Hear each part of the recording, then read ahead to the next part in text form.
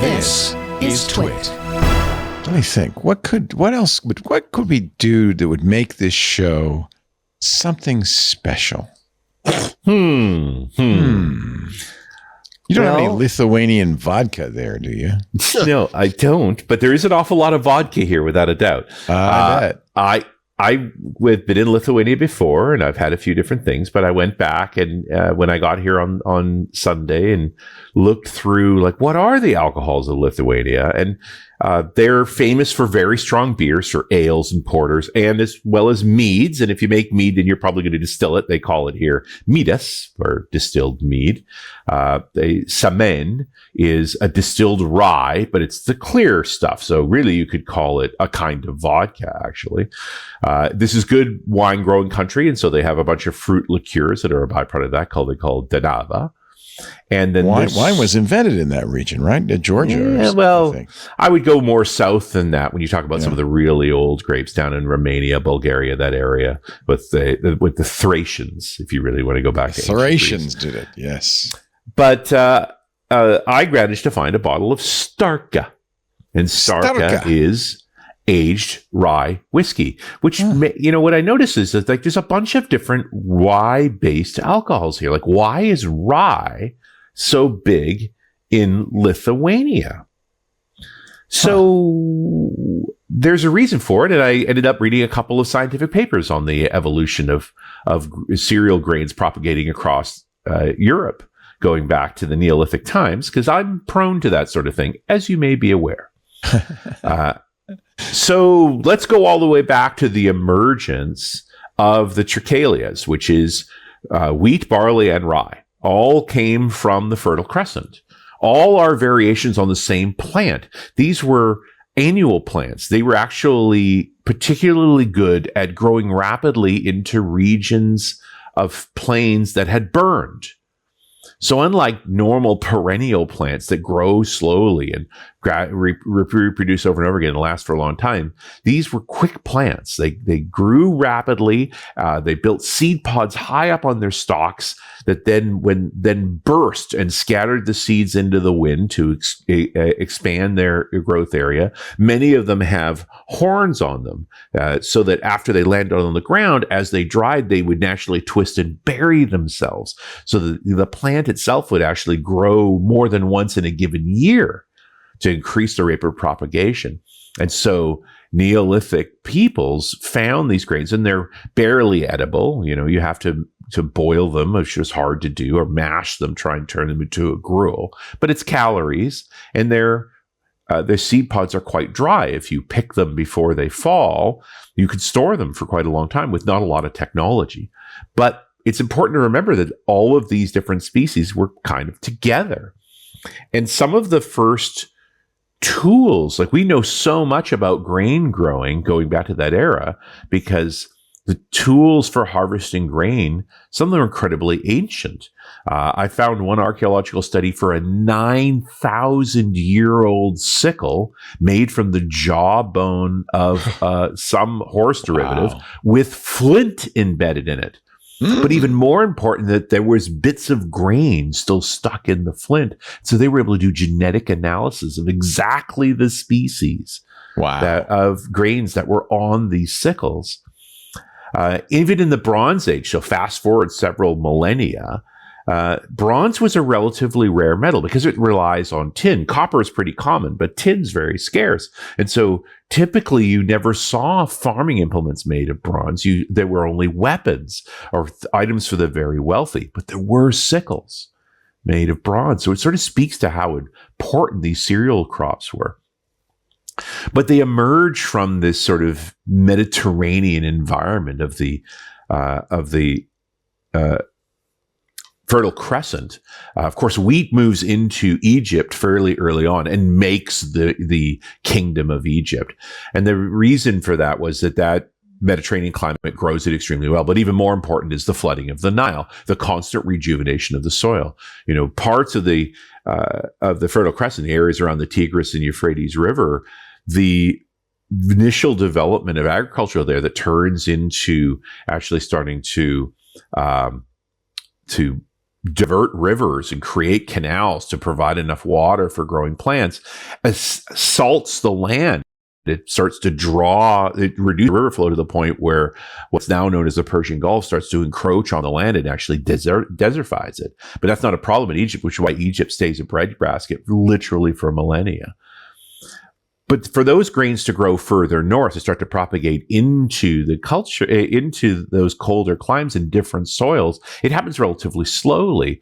The plant itself is fairly good at propagating, but people are also doing it as well. But the species automatically doesn't necessarily do well there. Like, we forget about this now because we've had the Green Revolution in the 1960s, where we bred and crossbred crops to grow in more and more areas. But this also happened naturally across all of Northern Europe as these grains slowly propagated outward. And one of the things that they discovered as you moved further north is that you don't have good seasons all of the time. The winter comes on, and if you don't plant something after you harvest, there's going to be weed crops that will grow and cover your ground, and you're going to have to cut them all out again in the spring to plant another crop. And so they started doing winter cropping, winter plants. And some species of wheat did better than others. So you started to get into this idea of winter wheats as well as spring wheats. The spring wheats grow faster, the winter wheats grow slower, but they do survive. And mixed into this is, of course, the barley and the rye. And rye was never a popular grain. It's quite a bit bitter. It grows slower. And so it's not as good tasting. In fact, even Pliny the Elder talk about rye was only for subsistence. You would much rather eat emmer, a particular species of wheat. You can still get emmer. But rye, yeah, and emmer still exists. And Yeah. we realize now that the cover crop process, where they would also grow goat grass to try and rejuvenate soils, because then they put the goats on it to eat that grass down, and their natural fertilization would help rejuvenate soils. That what we consider bread wheat was actually a natural hybridization of emmer wheat and goat grass. I did a whole set of podcasts on this. Maybe you can tell. I like to bake with these antique wheats. They're really delicious. Some of them. They're much better than the. Yeah, because we've optimized for maximum growing now, and we get so much higher yields. Like, the reason wheat and corn dominate the market today is because they were easy to adapt to a larger array of climates, and they grow more food per acre. But that doesn't make them the most tasty versions. And this is also the problem with rye. But what rye has going for it is it has a natural antifreeze in it. And so as you get further north with harder climates and harder grains, the rye still grows when the wheat won't grow. Oh, that makes sense. And so, of course, people didn't know this going back this far. This is 5,000 years ago. What they did know is these were the seeds that grew. And so they kept those seeds for the off season. And so often in a place as far north as what we now call Lithuania, you'd get a spring crop of wheat, and then you'd do a cover crop of rye. And unless you were desperate, you probably would need it. You'd feed it to the ant. At least you'd have something planted that would protect the ground for the next spring, where it's easier to plant more wheat and continue on. And so rye naturally emerges as an important crop in the northern regions. And because it doesn't taste particularly good, you're growing enough that one of the things you did with it to use it up is you made it into alcohol. Because now you don't have to deal with the taste so much, and it's still got the sugars in it. It's basically the same process. So you're eating the wheat and the barley, maybe making beer with the barley, but you're using the rye as a cover crop. You're feeding it to your animals, and when you have the excess seed, you then malt it and distill it, and you make a whiskey from it. Now, we could talk about what's actually a whiskey per se. Now, Starka is the name for a distilled rye from this part of the world. And it's got a clear legacy that runs back about 500 years or so. It's distilled in pot stills. It uses a direct fire process that they sort of toast the wort and introduce some more flavors for it. And then it's often flavored. And when you finish with the raw alcohol, the white dog, so to speak, they'll add linden and apple and pear leaves to it to flavor it a bit before they put it into oak barrels, typically previously used by wine, and age it for 3 to as much as 50 years. In fact, there's a cultural element that goes back several hundred years, mostly in Poland, although you got to think back in that era, the Poland-Lithuanian Federation covered all of this area, both Poland and much of the Baltics, all the way into what is now known as Belarus, was largely controlled by the same group of people. And so during those periods of the Commonwealth, when a boy was born to a wealthy family, they would take an old wine barrel and they'd fill it with this rye spirit, seal it with beeswax, and bury it in the ground to be opened when that boy got married. Wow. So typically 15 to 20 years, and that would be a special drink. And that's where the name Starka comes from. It's a derivative of Starkus, which is Lithuanian for stork. As in the stork brings the babies. That's why there's a stork on the front of it. I was trying to figure that out. Yeah, there you go. There's the stork on the front of it. Yeah, now this begs the fedora. question, is this rye whiskey or is this vodka? Because often in the translations of Lithuanian documents, they call it vodka. Yeah. But you think about it. What's the difference between vodka and whiskey anyway? A lot of people say, well, vodka is made with potatoes. Simply not true. Yes, there is some vodka made with potatoes, but vodka with everything, whatever you can get your hands on. The real distinction you would say with vodka is it's typically a high distillate. You typically go in the 90% range and then cut with water with nothing else added to it. If you add some herbs and other flavorants, you're making gin, right? Typically with juniper. Now, you would arguably what whiskey really is a lower distillate, only going to 60 or 70%, typically a cereal grain, and then aged in oak. That's what makes it. But at one point, you could have called it vodka. And there's not the same strict rules in this part of the world about how high to distill or not distill. And that brings us to the distiller here, a company called Stumbras. So while this kind of product may be 500 years old, the tumult of this part of the world means that companies, it's rare to last very long, but Stumbras is over 100 years old. It was formed in 1906. Now, at that time in this part of the world, this was part of the Russian Empire. And so actually in a town about an hour and a half from here, from Vilnius, called Kaunas, they created the Kaunas State Wine Warehouse No. 1. And it was the first distillery in Kaunas. And it produced largely fruit brandies from the excess wine and fruit crops that they had, as well as various kinds of vodka and Starka, because Starka was a cultural product that was made extensively.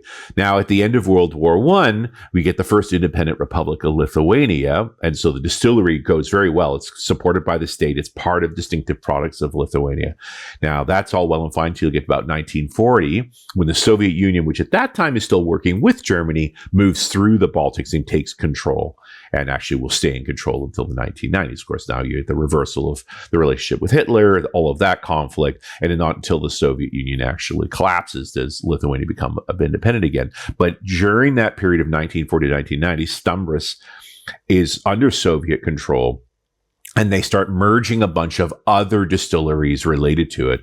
And the original name, of course, was the Kaunas State Wine Warehouse. The name Stumbras comes from a different liquor producer that gets integrated into it along with a bunch of other distilleries. So by the time we get to the 1990s, when they get independent of the Soviet Union, the Soviet Union collapses, the organization, after a few years, is privatized and expanded again and becomes a major product offering as Lithuania joins the European Union in 2004.